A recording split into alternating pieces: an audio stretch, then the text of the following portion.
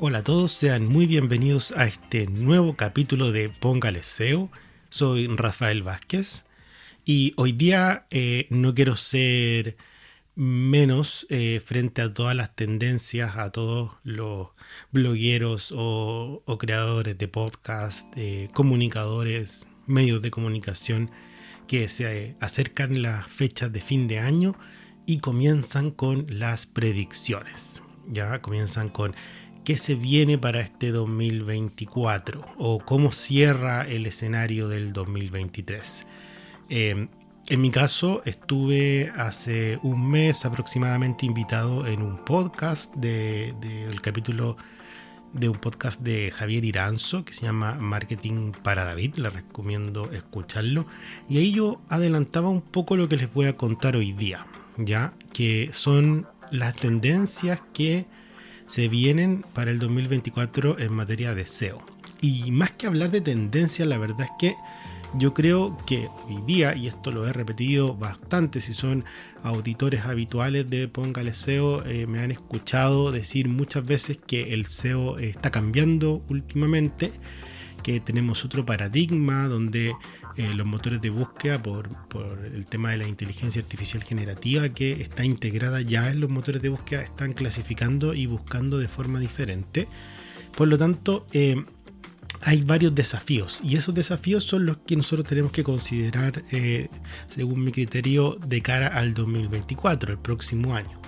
Entonces no es que sean tendencias nuevas o cosas que van a pasar o predicciones, sino que es algo súper simple. Se nos viene el 2024, hay cambios en cómo estamos trabajando el SEO y eso tenemos que considerarlo. Entonces, un poco lo que yo ya adelantaba en el capítulo del podcast de Javier Iranzo y lo que les voy a contar hoy día son algunas cosas clave que ustedes se tienen que fijar para optimizar SEO el próximo año, ¿ya? Y lo que queda de 2023 también. O sea, si ustedes escuchan hoy día este podcast, queda poco para cerrar el año, pero ya pueden empezar a implementar todas estas cosas que yo les voy a comentar que tienen que fijarse para poder tener una mejor optimización en los motores de búsqueda, ¿ya? Yo hablaba ahí en el podcast de Javier que tenía como dos noticias, una buena y una mala, ¿ya? La mala noticia, un poco como para introducir todo esto, era que el mundo del SEO había cambiado, y la buena es que bastante de las cosas que han cambiado no necesariamente son terribles, ¿ya? O sea, no va a pasar que lo que cambió en este nuevo paradigma del SEO nos va a mandar a un escenario que no vamos a poder hacer más posicionamiento. Al contrario, son cosas que si las controlamos son bastante fáciles de implementar y de adoptar, ¿ya? Y por eso yo quiero decir 5 consejos y voy a partir por el que también he repetido harto en los últimos capítulos y yo diría que es el más importante. De hecho, el capítulo anterior era una reflexión sobre esta frase, que es nosotros tenemos que entender de hoy en adelante que el objetivo cuando nosotros estamos haciendo posicionamiento no es que tu sitio web aparezca en Google, ¿ya? El objetivo tiene que ser que tu marca, que tu producto, que tu servicio aparezca en internet, que aparezca en la web, ¿ya?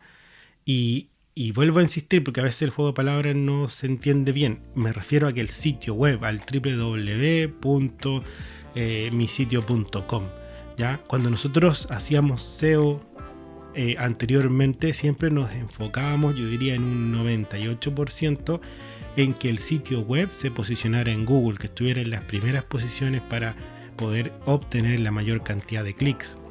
Sin embargo, hoy en día eso ha cambiado. Y cambia porque, bueno, hace rato Google nos viene hablando del cero clic, viene incorporando dentro de su buscador una serie de formas de mostrar resultados que son útiles para los usuarios, llámese mapas, información de empresas, imágenes, videos de YouTube o de otro tipo de plataformas, resultados que tienen podcasts, etcétera, etcétera, etcétera. Hoy día si uno busca en Google algo con una palabra clave, no necesariamente aparecen resultados que te van a llevar a un sitio web, sino que te pueden llevar a una imagen, a un video, a incluso consumir información que no es necesario pinchar nada, que te la va dando ahí mismo el buscador como un resultado, como es el caso, por ejemplo, de las preguntas frecuentes o de las respuestas de Google, donde si yo hice una pregunta quizás o puse una palabra clave que amerite una respuesta, muchas veces me va a entregar Google ese contenido sin necesidad de ir a otro lado. ¿Ya? Y eso va muy de la mano con la nueva forma que están adoptando los buscadores como por ejemplo Bing con ChatGPT, que está armando esta especie de apartado que tiene como un chat donde yo interactúo con el buscador, o el mismo Bard de Google que finalmente genera una conversación con este buscador que me va dando respuesta. Entonces todo eso va ligado y es súper importante que lo entendamos así. No estoy diciendo que los sitios web ya no se tienen que posicionar, pero sí estoy diciendo que hay que poner ojo en todo lo demás. Hoy día, si escogemos palabras clave, tenemos que ir a migrar a entender que ya no son palabras clave que tienen que ir en un sitio, son conceptos clave que tenemos que posicionar en distintos formatos, sea en una imagen, en una infografía, en un video, en un sitio web, en un sitio de noticias, en un partner que yo tenga alguna alianza dado como partner estratégico o pagada, etcétera, etcétera. Eso es clave para entender un poco lo que tenemos que hacer este 2024. Y sigan posicionando sitios web. Si el SEO que veníamos haciendo hasta hace un tiempo sigue tal cual como lo conocemos. Lo que cambia es, como les decía hace un momento, que tenemos que fijarnos en los otros formatos también, porque cada vez más agarran relevancia. Y eso no es solo ahora, eso no solo va a ser el 2024, esto ya está agarrando relevancia hace rato con este concepto del cero clic que viene integrando Google, ¿ya? Y con eso me paso un poco al otro consejo que ya se lo había dado hace un momento, o se lo mencioné. La clave ya no son las palabras clave, ¿ya? Yo siempre me acuerdo que les decía a mis alumnos del diplomado de marketing digital, donde yo hago clases en la Universidad de Chile, yo hago el módulo de SEO. Siempre les decía como, chiquillos, la clave son las palabras clave. Y yo internamente me decía, cuando yo escribo un libro de SEO, porque es algo que yo tengo en proyecto, el título va a ser La clave son las palabras clave. Alguna vez incluso pensé comprar el dominio para poder reservarlo. Bueno, menos mal no lo compré, porque ese concepto yo diría ya queda obsoleto con todo lo que les acabo de contar en el primer consejo. Y es porque nosotros tenemos que enfocarnos ahora no solo en palabras, sino que en tópicos y en conceptos.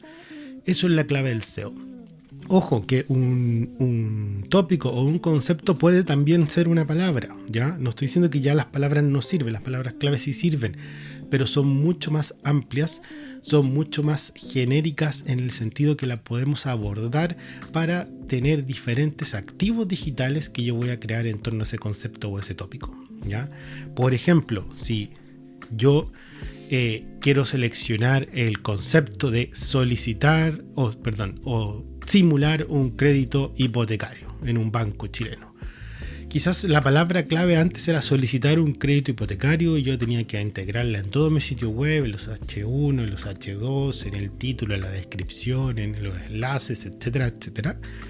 Sin embargo, hoy en día yo debería pensar el SEO como, a ver, ¿qué quiero que logren los usuarios? Que busquen o entiendan de la simulación de un crédito hipotecario. Y eso puede ser de una pregunta en Google Search donde los usuarios van a pinchar un link a mi sitio y eso se hace tal cual como lo venimos haciendo antes.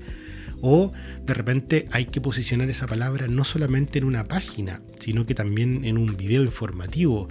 O quizás hay que crear archivos de audio alojados en distintas plataformas de podcast. O además, quizás yo tengo que hacer una alianza con un partner que hable de esta temática, donde me pueda posicionar también dentro de su círculo de lectores y yo pueda estar posicionado ahí y mi marca pueda estar presente en ese concepto.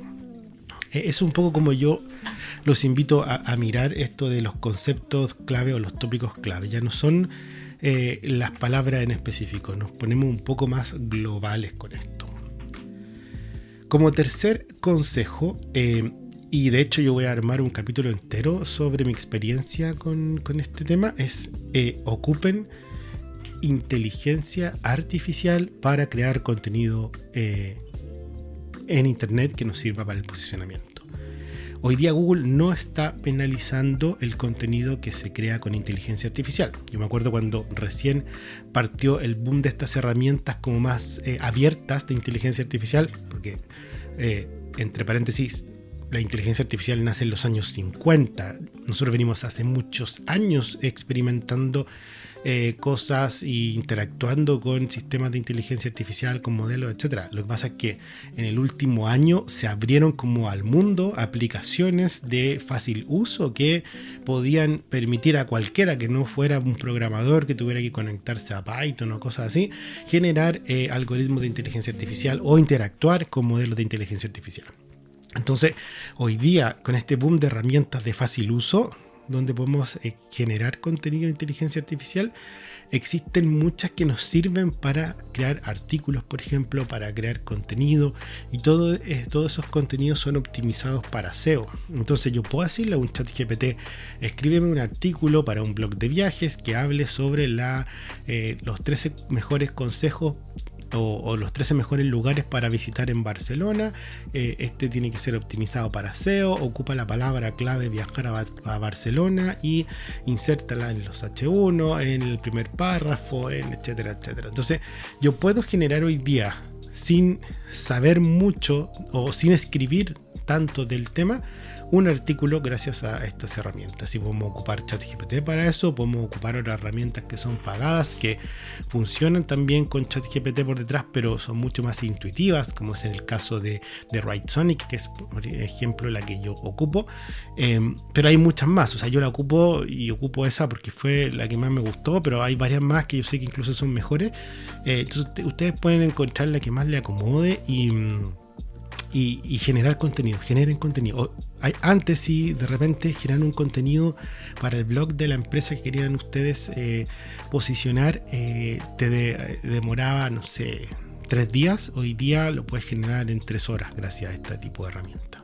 El único consejo que les doy ahí, y tampoco quiero adelantarme tanto al capítulo de mi experiencia creando contenido con inteligencia artificial, es que no copien y peguen lo que les genera la herramienta, ni tampoco le crean 100%, ¿ya? Sino que tiene que haber una auditoría de ojo humano para que eso sea correcto, para que eso no tenga información errónea y para que esté redactado finalmente por una mezcla de inteligencia artificial con ojo humano. Si ustedes logran eso, están al otro lado, porque hoy día Google dice, no me importa si es que el contenido es creado por una inteligencia artificial o por un humano, a mí lo que me interesa es que sea relevante para los usuarios. ¿Y quién más sabe que ustedes mismos qué es relevante para sus clientes? ChatGPT puede ir a buscar información que tiene en su base de datos, en su dataset, pero él no sabe qué es lo que de verdad les interesa a sus clientes. Por lo tanto, ese visado de ojo humano es fundamental para este consejo. Ocupen las herramientas, de verdad, porque están funcionando. Yo he creado bastante contenido ya de prueba como para ver efectividad y se los digo, está por lo menos para el contenido tipo blog, por ejemplo, está posicionando mucho más rápido que antes y se están generando artículos que están mucho mejor estructurados a nivel de redacción SEO, que eso ayuda mucho para que los objetivos se alcancen tempranamente. Ahora vamos con el consejo número 4. Esto yo también se los comenté en mi último curso del diplomado de SEO, o sea, del marketing digital, donde hago el curso de SEO, a mis alumnos, y yo les dije, miren, si ustedes que están sentados hoy en día hubieran estado sentados hace un año en este mismo curso, lo más probable es que yo les hubiera dicho, apréndanse las reglas o los factores SEO, escríbanselo en una piedra, aprendan HTML, a meterse en el código, etc.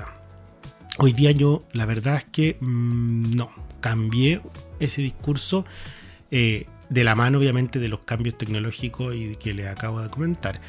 Y lo que yo recomiendo para el SEO de ahora en adelante es que se formen un criterio SEO más que un conocimiento técnico, ¿ya? ¿Y a qué me refiero con criterio SEO? A que cuando se enfrentan al posicionamiento de una marca, producto, servicio, se pregunten, a ver, ¿qué quiero lograr? ¿Cuál es mi objetivo? ¿Ya? Después, ¿cuáles son mis objetivos de marketing, de venta, los comunicacionales, los objetivos de SEO, incluso también de performance?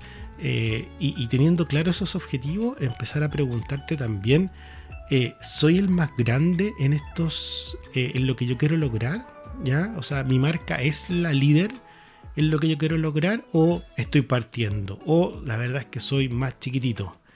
Eso es clave que se pregunten. Después, ¿qué pasa si no tengo el recurso suficiente para generar un buen SEO? ¿Ya? Quizás tú mismo vas a generar el SEO versus otra empresa que tiene quizá un equipo de 3 personas que están trabajando 100% por el SEO. Eso también es clave preguntarse. Y lo otro es decir, quiero ir con las palabras o los conceptos o tópicos más buscados y más demandados por las personas a pelear esta optimización o este ranking de aparecer en los resultados de búsqueda, o la verdad es que quizás por mi tamaño, por mis recursos, por mi realidad, mejor ir con conceptos más long tail, ¿ya? Eso es clave. Las palabras o los conceptos más long tail creo que son una buena alternativa, y para eso hay que tener un criterio SEO. Y hay que tener un criterio también en cómo nosotros nos enfrentamos a las búsquedas de mis usuarios y de mis clientes. Aquí la fórmula mágica en el SEO no existe. Tú conoces más que o mejor que nadie a tus clientes, por lo tanto ese criterio es tuyo, ¿ya? Cuando nosotros hablamos de las categorías de intención de búsqueda, por ejemplo, yo sé que los usuarios de mi producto quizás van a estar más enfocados en búsquedas de información o en búsquedas de comparación, comerciales o de transacción directamente, etcétera. O sea, si yo estoy vendiendo micrófonos para grabar podcast, por ejemplo, lo más probable es que tenga súper claro que el research que hacen los clientes previo a la compra es a veces más importante que las búsquedas que son relativas a la transacción misma, ¿ya? Es más probable que las personas busquen en YouTube, ni siquiera en Google, cómo funciona o cuáles son los mejores micrófonos para podcast, y quieran esperar una persona que diga estos son los 3 mejores micrófonos y los muestra y los puede escuchar y les dice las características, etcétera, que pongan en el buscador directamente quiero comprarme un micrófono para podcast, que sería como un concepto más de transacción. Y esos criterios, es decir, ¿sabes qué? Voy a hacer mis esfuerzos mejor en el upper funnel, en decir, vamos por las categorías de intención de búsqueda de información. Quizás voy a tener que, bajo ese concepto o tópico, crear un video, y ese video que esté bien posicionado en Google, cosa que si alguien pregunta o si alguien escribe en Google cuáles son los mejores micrófonos para grabar podcast, el primer resultado sea videos sugeridos y ese video sea el mío. Y después abajo el segundo resultado, después de la sección de videos sugeridos, que es algo que Google hoy día arroja, exista mi sitio web con un artículo del blog de esta tienda donde les sugerimos 10 micrófonos dentro de todos los que se venden en la tienda que son más aptos para grabar podcast, y que diga el por qué, cuáles son las características, etc. Eso es tener criterio SEO. Si yo tengo el criterio de hacer esa estrategia y hago una selección de tópicos, de conceptos clave que respondan a los objetivos comerciales y entendiendo cómo navega mi usuario, la pega y el éxito del SEO está muy bien hecha.